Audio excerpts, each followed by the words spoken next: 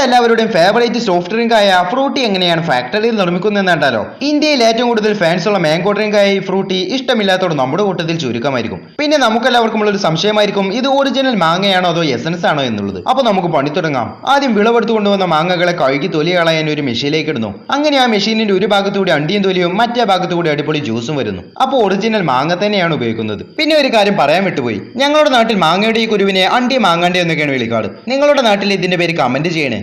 ശേഷം പഞ്ചസാരയിൽ വെള്ളം ചേർത്തിരിക്കെ പഞ്ചസാര ലൈൻ ഉണ്ടാക്കി നമ്മുടെ മാംഗോ പൾപ്പും ചേർത്ത് മിക്സ് ചെയ്യുന്നു. എന്നിട്ട് അതിലേക്ക് കുറഞ്ഞ അളവിൽ സിട്രിക് ആസിഡും ചേർത്ത് ബാക്ടീരിയകളെ നശിപ്പിക്കാനായി ഒന്ന് തിളപ്പിച്ച് തണുപ്പിച്ചെടുത്ത് കുപ്പികളിലാക്കുന്നു. ഇതുപോലത്തെ കുപ്പികളിലും ബോക്സുകളിലുമെല്ലാം നമ്മുടെ നാട്ടിൽ ഫ്രൂട്ടി ലഭിക്കാറുണ്ട്. പിന്നെ പോകുന്നതിന് മുമ്പ് ആ ലൈക്ക് ബട്ടനെ നമ്മൾ തേക്കണേ.